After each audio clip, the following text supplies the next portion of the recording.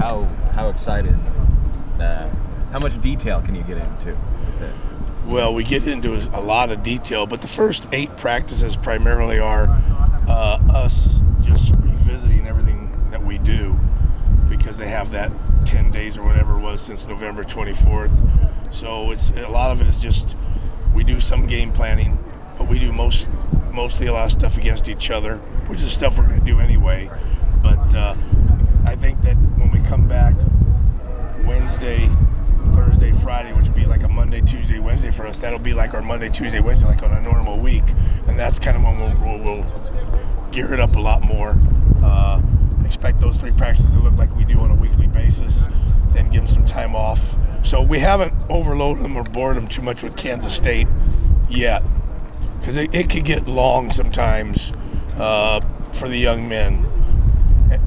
If after a while they say, oh, we've seen this.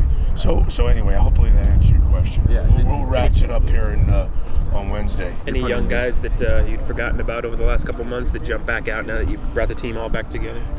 Yeah, Reggie Daniels has really jumped out at me. Really, we've played so many young guys this year that there's not, none of the secondary other guys besides Reggie have flashed at me yet. Most of our linebackers have played, most of our D linemen freshmen have played, so he'd be the one. Okay.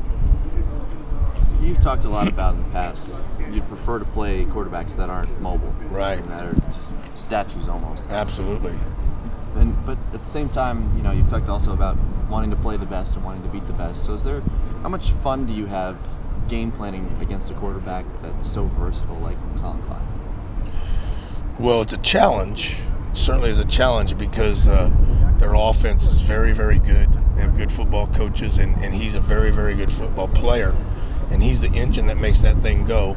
I think we always like to get in these big games, and this is a big game. I mean, it's the Fiesta Bowl. It's 2 one-loss teams, 11-1, playing against each other, and I have a lot of respect, as I said, I think last week or the last time we interviewed, for Collin Klein and their coaches and their scheme.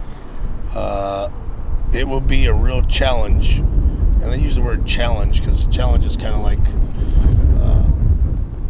makes you think about how hard you want to work to get it right. But it'll be a real challenge, which is exciting. Who does he most remind you of in terms of the guys you've played this year? Boy, I don't know if he reminds me of anybody, but I'd say he's a combination of a Cam Newton and, he's not quite Cam Newton speed, but he's a big, strong guy that can run and throw. He's a combination of Cam Newton and then, maybe Mariota. He's a combination. I think he's a good quarterback. And those are 2 good quarterbacks. I think Cam's doing okay in the NFL, and last time I checked, Marcus was pretty good too. What about the other guys on the offense? I mean, so much focus from the outside, especially, is put on Collin Klein that I'm sure a lot of people don't even know anyone else on Kansas State.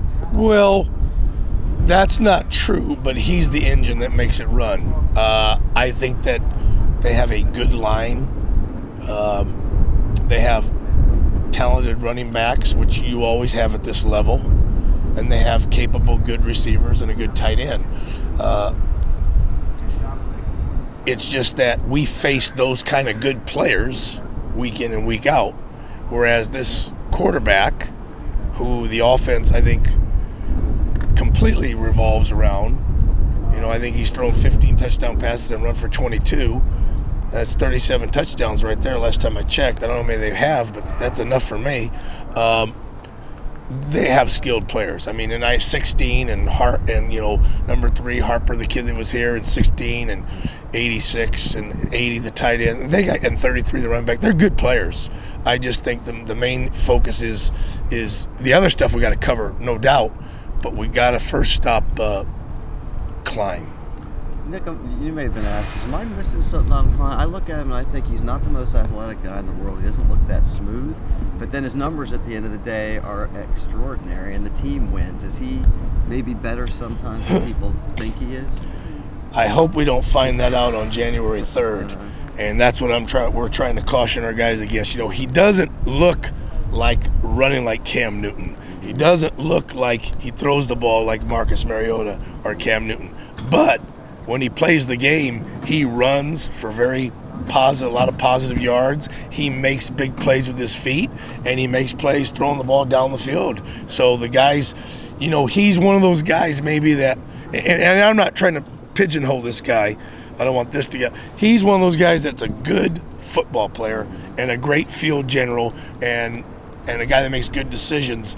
And what more could you ask for in a quarterback? A guy that's talented, that makes good decisions, and has all the intangible stuff. So I have a lot of praise and a lot of respect for the quarterback and their team and their coaches. I mean, we do. It's going to be a hell of a matchup.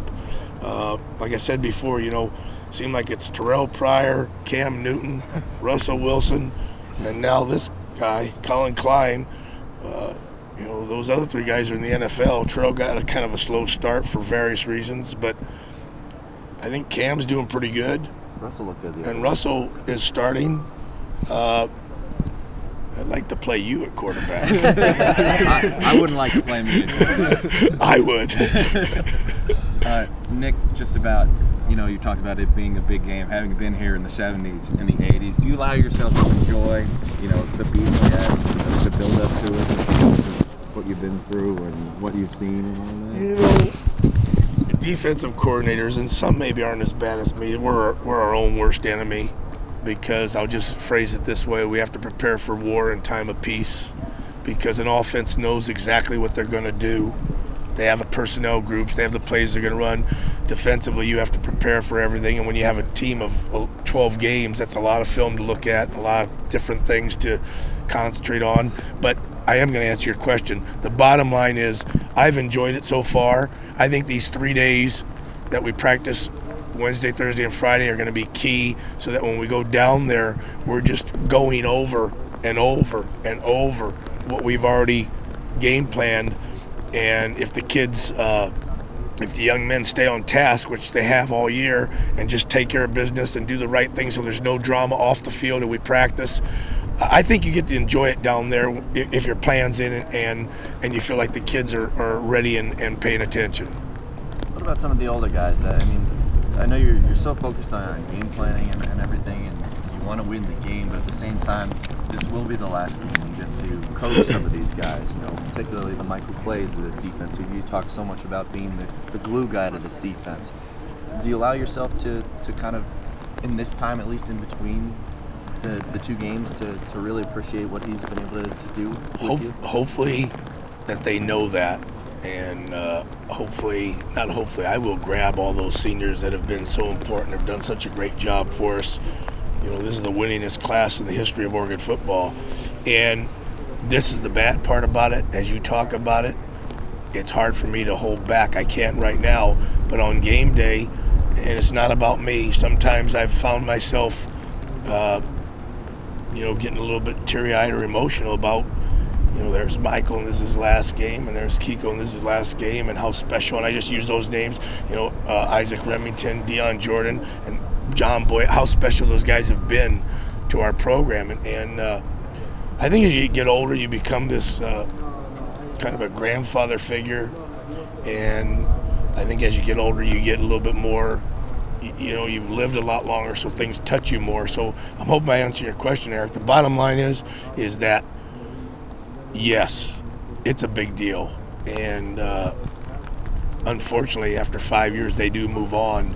And I find myself oftentimes, again, I hate when I say it's not about me, but you asked me the question.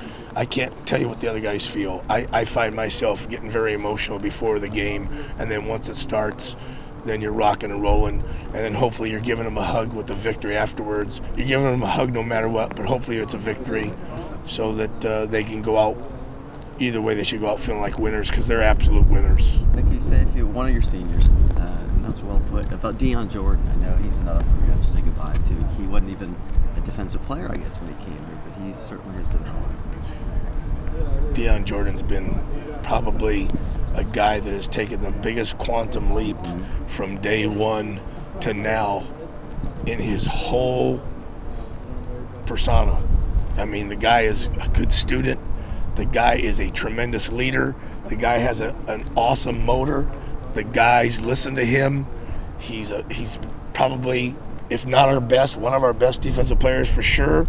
And if you can have everybody in your program start and finish like Deion Jordan, that's saying something. I have a lot of strong feelings for Deion, and he has really, like I said, he's taken such a quantum leap. He's really matured, and he's been very valuable for us. Did you have ever imagined him a projected first-round draft pick? Like, I mean, I know he came in as wide receiver, but well, when you see a big, fast, strong, those guys usually find a way, and tough and competitive, they usually find a way to get on the field somewhere at the next level. I haven't worried about that. I'm sure he'll start thinking about that after this game, and maybe he has already a little bit. I wish him all the best. I wish all those guys the best, but I don't determine those things, and I never talk to them about those things. If they want to ask questions about certain things when that time comes, I'm more than happy to answer them. And we're crazy. It's friggin' cold out here. Are we done? yeah, I was about to say that's good. Thanks.